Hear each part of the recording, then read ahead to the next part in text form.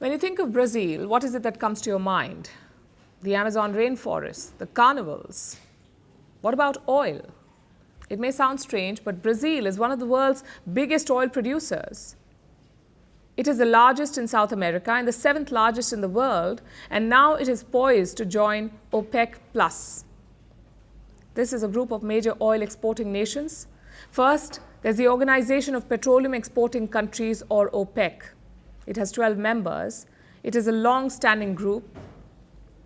Then there is OPEC+. It has 10 more significant oil-producing nations, and Brazil is going to be part of this group now. What does it mean for the country and for the global oil production landscape? Here's a report.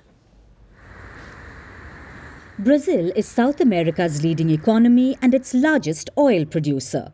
This may surprise you, but in less than 2 decades, Brazil has gone from being a marginal oil producer to the world's 7th largest, with oil production of about 4.3 million barrels daily. This is 4% of the world's output. In fact, last year, crude oil was the country's top export. So now, Brazil is poised to join OPEC+, 2 years after the group extended an invitation. OPEC+ is a group of major oil exporting nations. First, there's OPEC, which has 12 members. It's the long-standing group set up to coordinate oil production. This includes Saudi Arabia, the largest producer in OPEC and the 2nd largest in the world, with about 11 million barrels per day. But it doesn't include the United States, which is the largest oil producer in the world with nearly 22 million barrels per day. Then you have OPEC+, with 10 more significant oil-producing nations, with Russia by far being the largest. Now, this group will have 11 members, with Brazil's inclusion. This comes at a crucial time. OPEC's production has been declining. OPEC booked dips for both December and January, while output is rising outside the group, mainly in the United States. So Brazil's decision to join OPEC+ may have a major effect on the global oil landscape. It brings another major global oil producer under the umbrella of the oil cartel. It bolsters the group's ability to control the price of oil and influence global energy markets. And it helps Brazilian President Luiz Inácio Lula da Silva. He is in hot pursuit of increasing the oil production capability of what's already one of the world's biggest oil producers. He has ambitions of Brazil climbing to the number 4 spot from number 7 by 2030, with a production target of more than 5 million barrels per day. Being a part of OPEC+ helps Brasilia keep track of the global oil situation in times of the energy trade wars, and it helps match the country's growing importance in oil exports on the global stage. And there's another benefit which lies in the deal's fine print. Brazil may be the new OPEC+ member, but it is under no obligation to comply with the group's ebb and flow, because Brazil is taking on an advisory role. It doesn't have a binding commitment to price regulation or production cuts, unlike other members. So, joining the oil cartel simply signals the country's evolution as an oil power and its message of "do not be ashamed of being oil producers."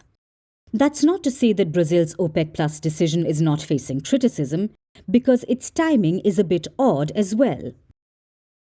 It comes just 9 months ahead of hosting the United Nations annual climate summit, the COP30, which ironically aims to push for the reduction in fossil fuel use.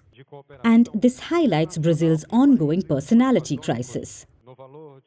Lula da Silva has touted himself as an environmentalist.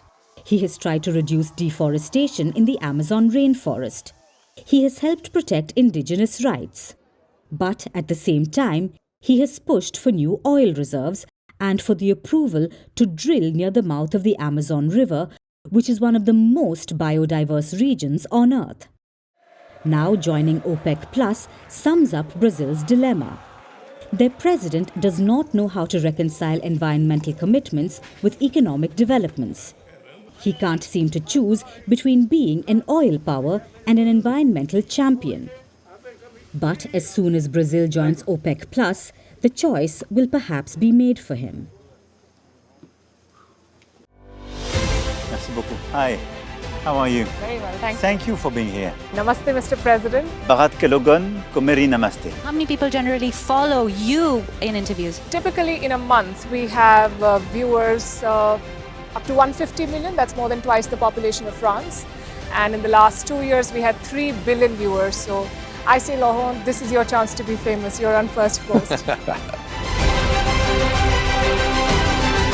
One word to describe your equation with Prime Minister Modi. Amitié.